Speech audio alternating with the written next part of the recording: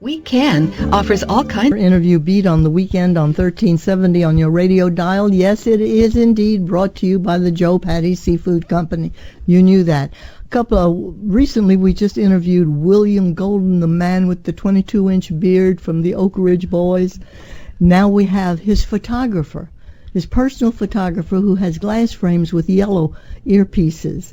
And you're from London. I didn't know people from London had that much color in their lives. Welcome to Pensacola, Alan Messer. Thank you very much. Taris, it's good to be here in Pensacola again.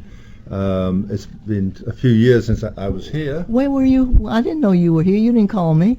I used to come down here a lot with William Lee and the Bruton, and I've been around Pensacola with him. But you have not picked up a southern accent. You still have a British accent. I actually have a southeastern accent, southeastern England. Oh, now are you growing a beard to try to catch up with William Lee It'll Golden? never happen. I'm just growing a beard. I mean, this week I haven't shaved. I notice. Now, Alan, but you wouldn't know that on the radio, would you? No.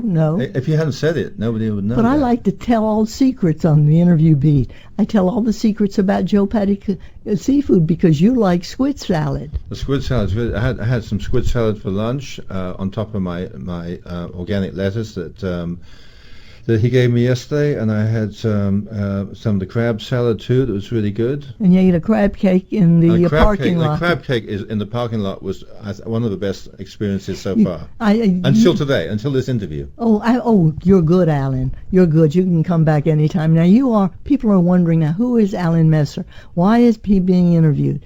You're being interviewed because you are such a well-known country music photographer. This is your claim to fame, and it's very unusual for a man from England to become so immersed in country music and gospel music. Tell me what happened. I'll go back before country music.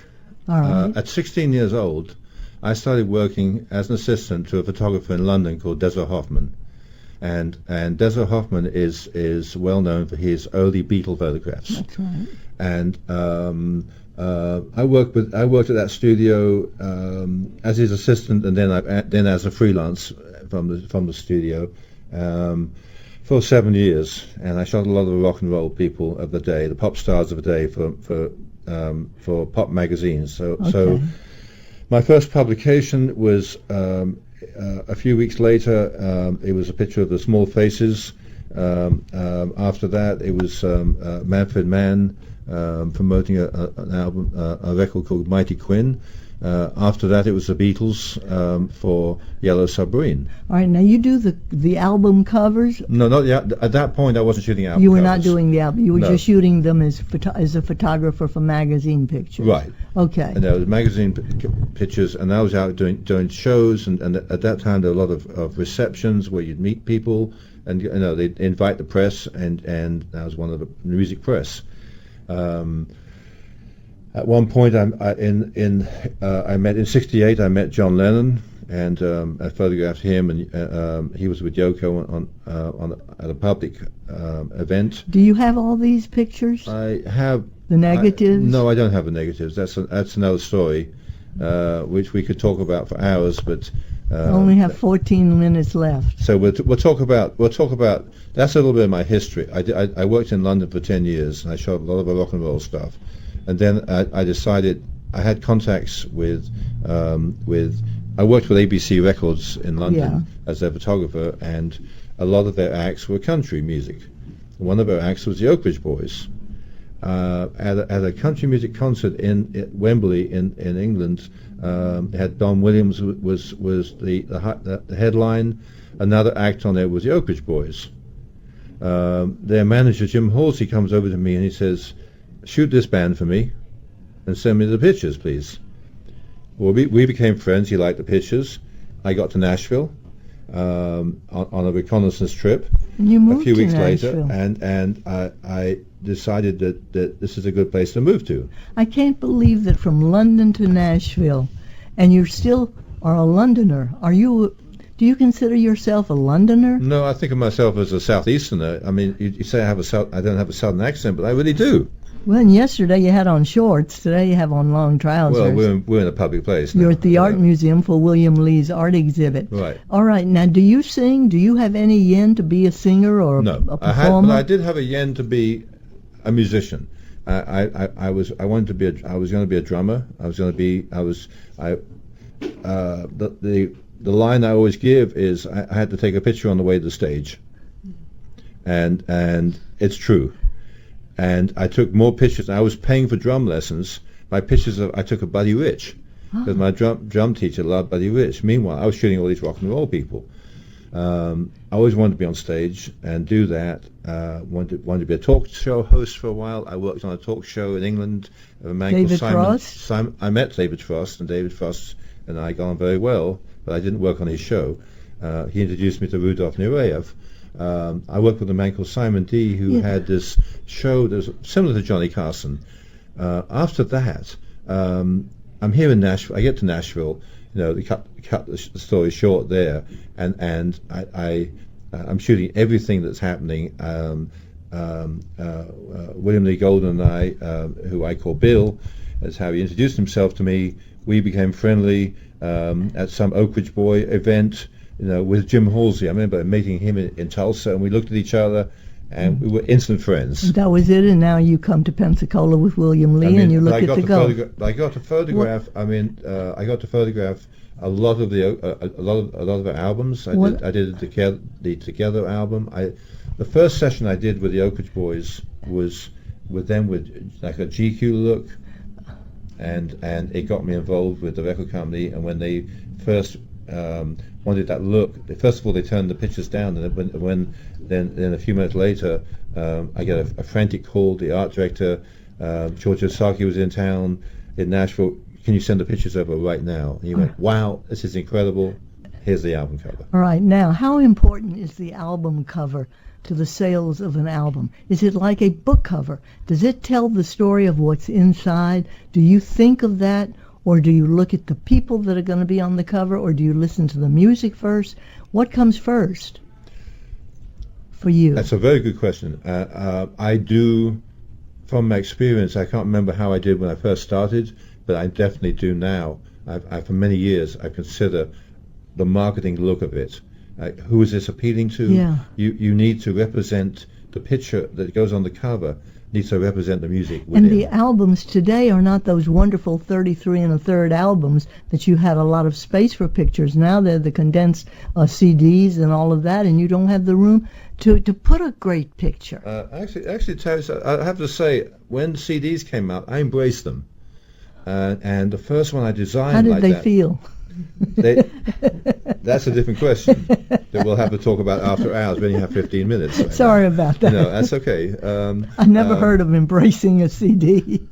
I embrace the idea of a CD. Okay. They're not sexy. Let me put CDs are not sexy. They're made in cheap plastic boxes with the hinges that break. That's right. They really don't function well. They break if you try to mail them to someone. So then they're not very good. But what I do like about CDs, and did like about CDs, is the fact, yes, it wasn't about reducing the album cover. It was about telling the story in more. You have more pages to tell the story. You had 8 or 12 pages. Oh, I never thought of that. To tell the story. So you still have your promotional front cover, and yet and back cover, and now you have inside pages where you can explore the music. Does the artist get to approve, the artist himself or herself get to approve your suggested cover, or are you the final, or the record company? It depends. I mean, I always prefer it if the artist is involved in it. Sometimes the artist doesn't know. I've had situations when the artist didn't know, like a Ricky Van Shelton, who we had to, as the art director Bill Johnson at CBS, and I had to insist that was his cover, and I took a picture of him in a tank top instead of all dressed up, and he thought he should have the dressed up picture, and we said no, this needs to be this way, and it was necessary. It became his image. That's right. It became his image, the tank top. And the tank top, and he started marketing them. He always said, that it was an accident. No, it wasn't an accident. Me and my stylist set it up that way. Do you feel it's important to get to know the artist before you do the cover? I mean, do you feel that you should have a rapport with the artist, or do you divorce yourself from getting to know them too well? Both. The rapport is very important. I mean, sometimes you have an instant rapport. Like we have. Like we do, yes. I met Stevie Ray Vaughan, and I did his album cover. I didn't know much about Stevie Ray Vaughan, though I love that type of music. I had no idea that when he played music, he puts his head down and with the hat on and just goes into his guitar. But that was the picture I shot, and that became the Instep album cover. It wasn't until I saw him, a few months later on stage, and I went, "Oh my God, I captured it. That was it." That was one of the longest and greatest sessions I've ever done down in Austin, Texas. But yeah, I have a rapport with the artists. I get into them. I either know them very well, or it's instant rapport. And you have to think fast. I'm from press. I'm from music press, where you get your picture quickly. I'm in at the beginning. Whatever's going to happen, if it fails, if someone gets upset with me, it's like an interview. I get in there immediately, nail it down, and if we can do more, great. One of my shortest sessions, or the shortest session I've ever done, was Keith Richards. It was 3.5 minutes. Well, you can't go to Joe Patty Seafood in 3.5 minutes. It's going to take you longer to shop. Now, of course, Alan Messer won't be there to take you a picture for a Joe Patty album cover, but you will find some wonderful things. Now, yesterday I asked you if you like the bread pudding, but you don't like bread pudding. But Joe Patty now has newly recipeed bread pudding with a sauce that is fantastic. Sorry you don't like bread pudding, because it is bread really pudding is good. not one of my favorite things, but I really enjoyed meeting him and Frank Patty. Frank Patty, yeah, absolutely. I enjoyed meeting Frank. I love the fish that he had there. I would like to live here for a few days, so I can, or be somewhere I could take that fish and cook it and invite some friends over. The fish looks beautiful. And the fish would love to be one of your covers.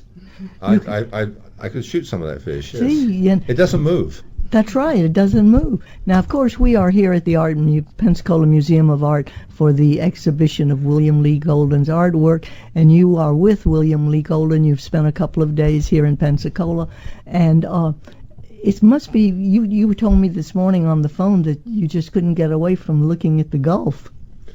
Oh, I love the Gulf. I grew up by the sea in England on the southeast coast in Kent.